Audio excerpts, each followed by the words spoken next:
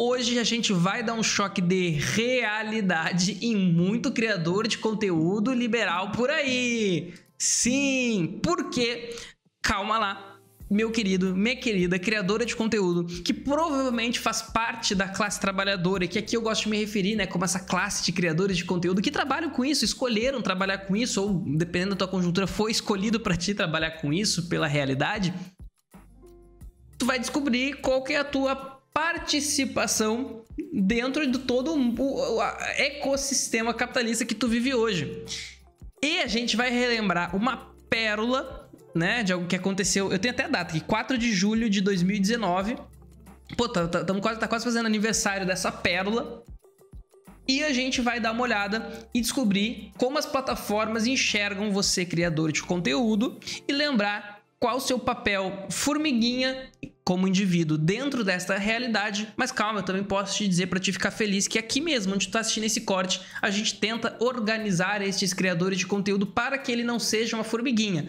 Porque aí sim, formiguinha, formiguinha, formiguinha, formiguinha, a gente tem um poder de realmente mudar, solicitar, ou como gostamos de dizer, reivindicar algo. Então, pra gente relembrar o que eu tô falando antes de chegar na notícia, e aí, para te dar um spoiler da notícia, é o seguinte. Opa, aqui, tá aqui a notícia para ti.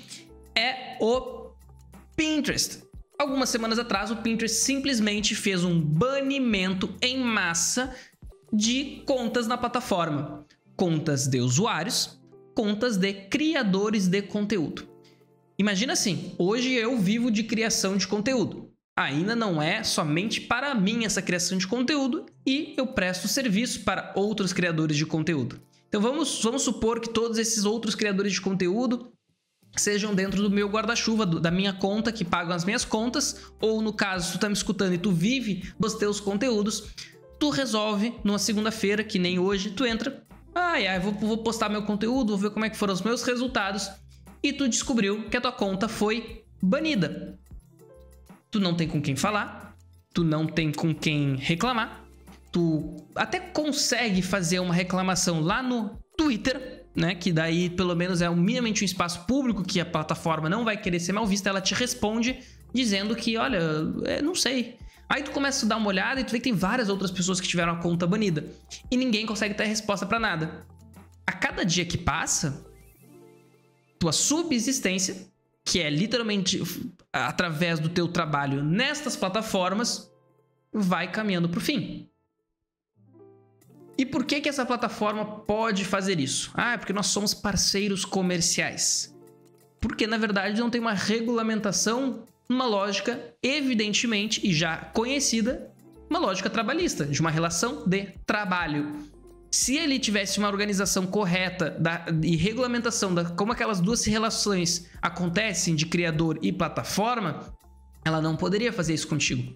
Só que nós vivemos no mundo hoje, que alguns autores gostam de chamar como capitalismo de plataforma, ou como que eu mais cito, socialismo de plataforma, como sociedade de plataformas. Essas plataformas que vão além das plataformas de entretenimento, elas estão atuando numa forma que ultrapassaram soberanias nacionais. Sabe o que acontece hoje se tu subir um conteúdo nesse teu canal, que tu vive dele, no YouTube, com direito autoral, e o dono desse direito autoral resolver tirar o teu canal do ar? Ele pode. Ele não necessariamente precisa prestar muitas contas.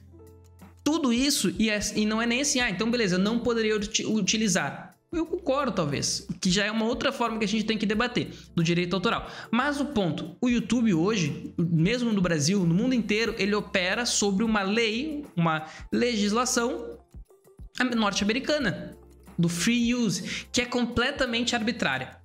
Ninguém sabe o que pode e o que não pode. Até mesmo em casos mais reconhecidos, além de grandes criadores, além de criadores de conteúdo, tem esse conceito meio liberal de não, tu pode utilizar, não pode. O que acontece que na prática, que geralmente essa lei cai para o lado mais forte. Forte no sentido político, que diretamente está relacionado com o forte econômico. Então, quem tem mais dinheiro, tem mais poder político e tem geralmente um poder sobre esse tipo de decisão maior do que quem não tem tanto poder.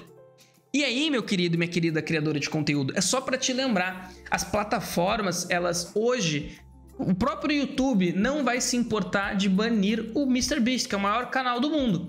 Porque ela criou aí uma espécie de exército industrial de reserva. São pessoas que, a partir do momento que um sai, o outro toma o lugar. E aí isso faz com que ela possa oferecer cada vez menos qualidade de trabalho, remuneração para esta pessoa, porque ela vai sempre estar ameaçada. Tu não quer? Tu não está satisfeito? Então sai, porque rapidamente entra alguém no teu lugar. Isso tende a levar, inclusive, cada vez mais uma precarização do trabalho de criador de conteúdo. E aí, tudo isso para te dizer e a gente lembrar dessa pérola. Quero saber quem lembra dessa pérola. Vamos ver se vocês vão lembrar. Olha aqui o nosso querido Monark, né? O nosso querido que, se bem que já foi sentenciado, né? A gente pode dizer que defendeu a regulamentação e a legalização de um partido nazista, descobrindo que ele... Quer dizer, descobrindo não, né? Porque aqui ele coloca que ele é dono do meio de produção porque ele produz os vídeos.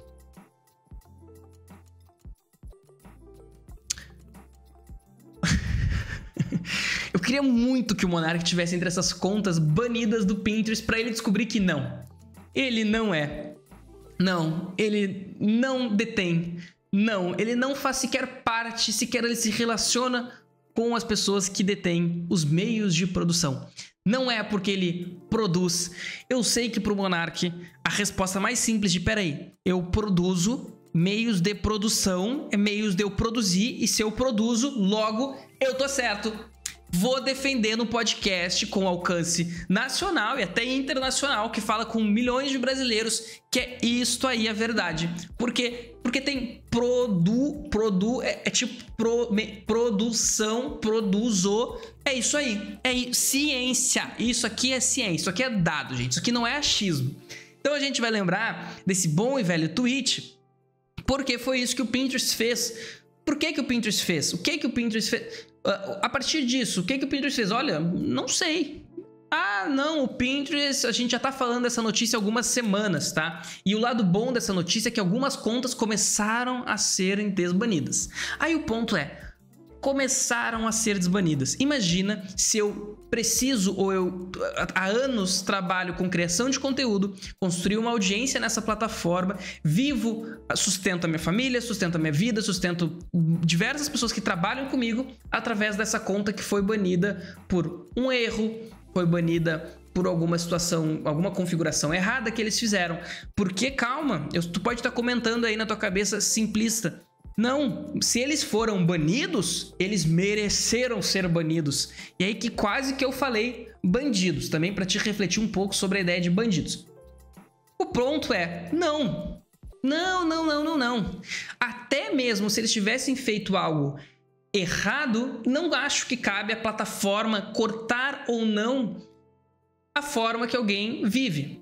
Deveria, e para isso que existe uma construção superior que opera de uma forma mais justa possível, porque também a justiça já é um conceito ambíguo, que é o Estado. E esse Estado ele pode regulamentar estas relações. Hoje não consegue, por isso que eu falei lá no início, que é esta sociedade de plataformas que tem um poder político, financeiro, que consegue ultrapassar as soberanias nacionais. Então, o que o Pinterest comunica, e para a gente ver a notícia de hoje, é que várias contas foram suspensas, né, sem violação. Claro que pode ter contas que foram suspensas dentro pelas normas de uso, porque esse próprio conceito é extremamente ambíguo, né? Peraí, é um contrato? Não, são normas de uso. Tá, mas então não é um contrato. Não, mas funciona como contrato. Tá, mas então são normas. Quem é que dita essas normas são legais? Não, são as normas que nós operamos. Tá, mas nós operamos porque a lei defende. Não, porque nós operamos porque nós colocamos essas normas. Aí tu aceita ou não essas normas. Tanto fala assim, não quero aceitar essas normas porque elas são completamente desproporcionais pro lado dos criadores. Ah, então vai embora, vai criar conteúdo em outra plataforma. Mas plataforma, você fez um monopólio da distribuição de conteúdo. Como é que eu vou criar em outra plataforma? Se em outra plataforma não vai ter alcance porque você monopolizou a distribuição de conteúdo. Ah, meu querido, aí você tem a liberdade de criar a sua própria plataforma. E aí assim a gente chega nesse mundo desigual e completamente disfuncional que é hoje.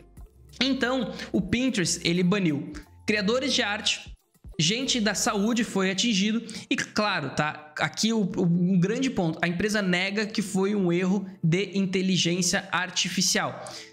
Alguns meses atrás, o Pinterest tinha anunciado que faria uma movimentação para utilizar inteligência artificial no gerenciamento de conteúdo da plataforma e algum tempo depois isso acontece. Então, é pior ainda, porque é por um erro da plataforma, incompetência de certa forma, ou mais provável, o não investimento, porque muitas vezes, assim como a gente viu no Meta, essas plataformas, elas optam por reduzir o número de funcionários porque assim ela lucra mais. Ah, mas isso vai aumentar a desinformação? Isso vai aumentar a quantidade de conteúdo propagando ódio? Tô nem aí, tô lucrando, tô nem aí, não tô vendo, não reconheço. E assim que essas plataformas hoje têm trabalhado. Então, lembra, Monark, criador de conteúdo que acha que é dono dos meios de produção, que se chama de capitalista. A plataforma, ela é a dona do terreno, da fazenda que tu tá trabalhando. Tu é uma formiguinha. A partir do momento que a plataforma optar por esta formiguinha aqui tá andando um pouquinho mais torta, ela vai te dar um peteleco. E tu não tem para quem reclamar, porque durante todo o momento tu defendeu que a plataforma pode fazer o que quiser.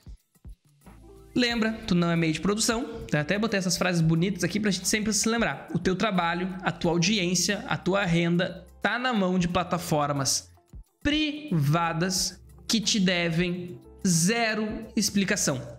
Tá? A gente se organizar aqui, como a gente fala, como classe trabalhadora, criadora de conteúdo, é resistir a essas relações injustas que existem hoje e muitas vezes é sobre sobreviver neste sistema que somente te vê como uma ferramenta. Tá nem aí, que nem eu falei. Se tu aí trabalha com plataforma, tu sustenta tua família, sustenta tua avó, o plano de saúde do teu avô, o que for, ela tá nem aí. E não somente ela tá nem aí, como ela vai fazer sempre movimentações que vão te atingir e ela não vai estar lá para fazer um suporte para ti. Só para te dar exemplos, se tu quiser ter um suporte humano no Meta, né, saindo do Pinterest, tu tem que pagar R$57 por mês. O que era para ser básico. Peraí, eu tô aqui fazendo uma relação comercial, né? Eu tô trabalhando aqui contigo, o mínimo que eu espero é que tenha uma relação 1 para 1, né? Uma conversa de um com o outro. No Meta, se tu quer essa relação, tu tem que pagar. Só para te ter uma ideia.